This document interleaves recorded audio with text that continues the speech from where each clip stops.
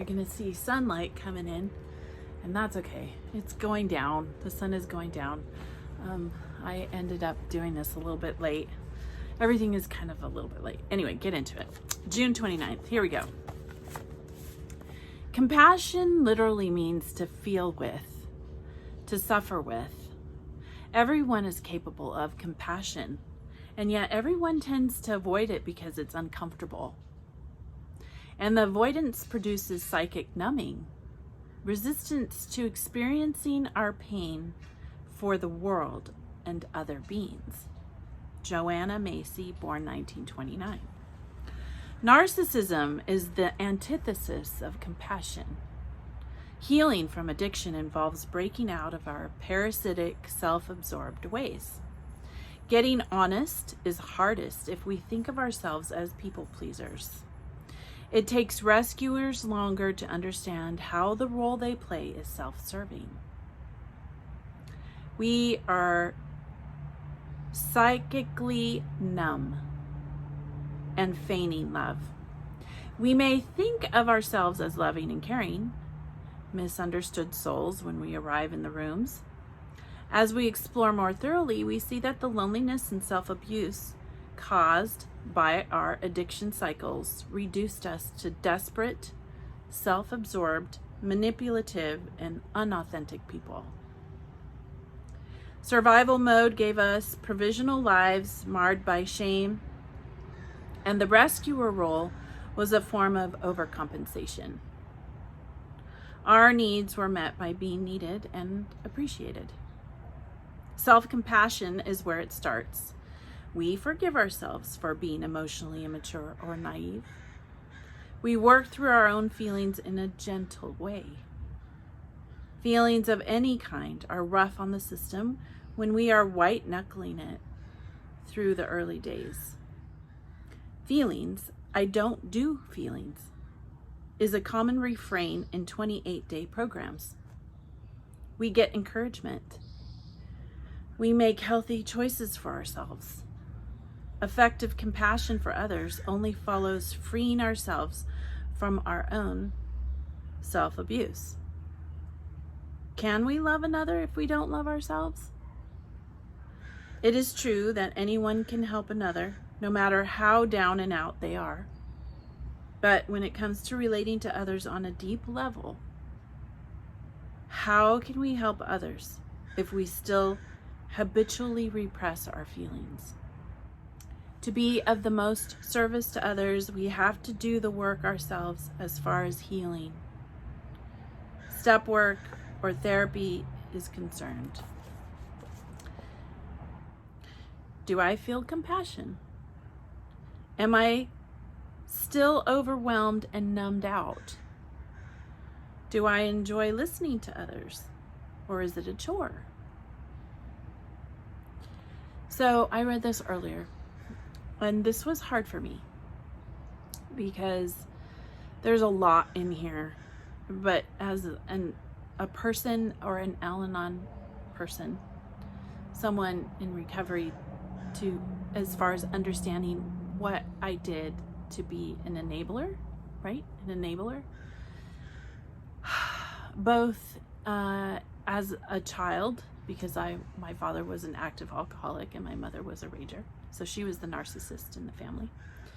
And I also was a Jehovah's Witness. And so we always were the publishers, and especially women, we always just stayed very quiet, and we enabled, right, the brothers to do the things that they wanted and tell us what they wanted from us.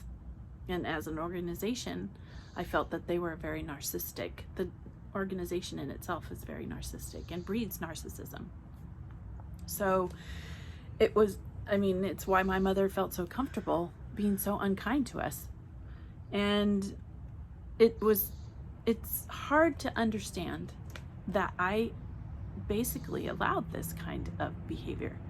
And I just became more and more manipulated by it. I didn't realize how much I was manipulated by it. I like the point. Survival mode gave us provisional lives marred by shame, and the rescuer role was a form of overcompensation. So we were in always rescue mode. I know as a publisher, I was in rescue mode all the time.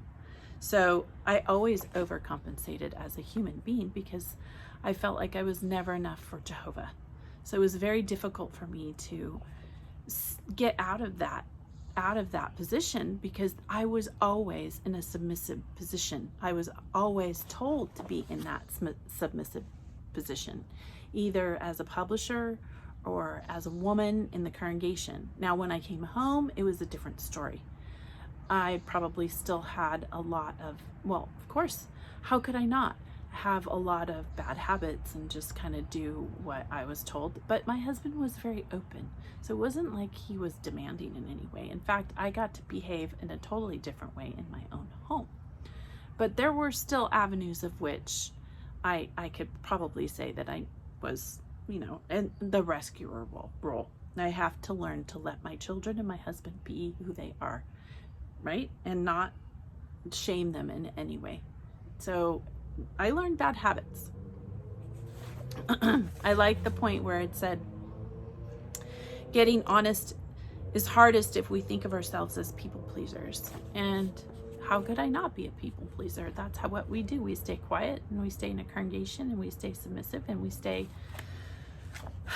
we look past all the faults of people that do a lot of hurting in the congregations. And we say, oh, well, we have to love our brothers and sisters no matter what. That's how it is. So we can never call them out on their abuse. And there's a lot of abuse that goes along inside a congregation. And it's just kind of covered over. It's never really dealt with. And those are bad habits that you have to train yourself out of, and speak up for yourself, and learn to be able to do it in a way that will protect you and still be tactful, right? You have to protect yourself. You have to learn good habits for yourself. If we came from homes where we didn't see that, it's easy to be submissive and not protect yourself in a room of 200 people, right? So this kind of hit home for me. I read it this morning. I needed to be able to really think about it. It was it hit a nerve. And honestly, I think I've never really confronted it that way. I've never seen it. I've never seen myself as a people pleaser, right? So I have always liked helping people, but I also know there are limits in my being able to help certain people. There's certain people you just can't help because they don't want help. So then what do you do about that? You have to be able to navigate that and feel, well, where do you feel comfortable in that? And sometimes it means walking away from an individual who can hurt you. And I'm learning that, and being able to explain why you're walking away if they confront you. Sometimes you could just walk away and you don't need to say anything to them. And other times they're going to confront you, and you're going to have to be able to explain why it's not working. The relationship is not working. Whether it be a working relationship in a business, or a friend that's not treating you good, or to stand up for yourself in your intimate relationships, to be able to explain, well, I'm not feeling comfortable about such and such. So not being a people pleaser, that takes time, right? I also like the point where it says, effective compassion for others only follows freeing ourselves from our own self-abuse. Can we love another if we don't love ourselves? And when you come out of the organization, to me, I do feel like the days that come that you're out and you've left everyone, if it is your choice, right, is self-compassion. That's having compassion for yourself, because if you're being abused in any way inside, you have to have compassion for yourself and get yourself in a safe place. And it does feel like you're white knuckling it on your own, because a lot of us leave because we've seen abuses, and we want better for our families and for ourselves. And it does feel like you're alone, and it's gonna be rough the first maybe few weeks, few months, few years. And to sit there with, like that, in that fear, yeah, you tend to white knuckle it. So that's why I encourage, Facebook has good avenues in which you can participate in conversations with individuals. I think what else? There's a lot of different avenues where you can find some safety and be able to listen to other people going through what you're going through. And I encourage that. I'm trying to think of something else that you can go to. For me, it's Al-Anon. It's being able to go and sit with other women who don't necessarily know about the cult that I was in, which is fine. I like that there's still very many similarities that I can see, and that when I come out of the group, that I can identify with certain ones that share, and that helps me a lot. So being with people really is a lot. There's healing in that. And so if you can, getting a therapist and being able to work things out with a therapist that you can trust and who's familiar with cult abuse, that is very helpful. I think that, like it says, effective compassion for others, right? But for others only follows freeing ourselves from our own self-abuse. Can we love another if we don't love ourselves? I went over that. It is true that anyone can help another no matter how down and out they are, but when it comes to relating to others on a deep level, how can we help others if we still habitually repress our feelings? So learning how not to repress your feelings, feeling those feelings are painful, write them down, journal them, be able to sit with them.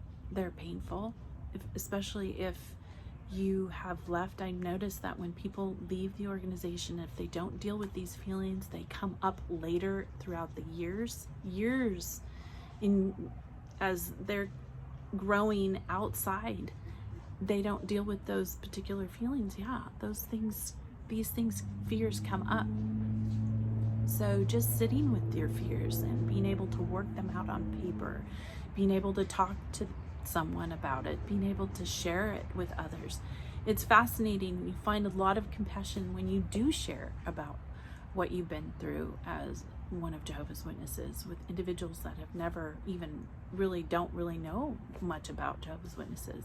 I've found that in my group, when I mention it, someone will come up and say, "Oh, I had a cousin," and I wondered why they wouldn't really associate with our family. We know very little about them. I've had people say, I have my stepfather, he is one of Jehovah's Witnesses, and yeah, he remarried, and we don't really have too much to do with him anymore. But he got remarried and went on with his life, and yeah. So it's kind of interesting how things like that work out for individuals. Am I still overwhelmed and numbed out? You'll stay numb for a while, and then you will get better. And then it says, do I enjoy listening to others, or is it a chore? Now that I sit with my group, I find that the women are very compassionate towards me and towards each other. And that's very helpful to me in seeing how humans can maybe not 100% identify with what I've gone through, other human beings, but that they have the compassion that comes with being human. And that is something I really appreciate in those rooms in Al-Anon. And I hope you find that too, that compassion, and not to be afraid of explaining experiences you've had in the organization, and being able to be with people still, because I missed being with people, and the people are what draw me. Now, limiting myself, of course, when things don't seem wise, and I don't like groupthink, but I can identify it now. So I hope this helps you on your healing journey. We got through a day. I'm so excited. I always often wonder, am I going to make it before sundown? Yay, I did. So I hope you're having a good day. Your families are doing well. Abundance of love and peace in your home. And follow your bliss and be good humans.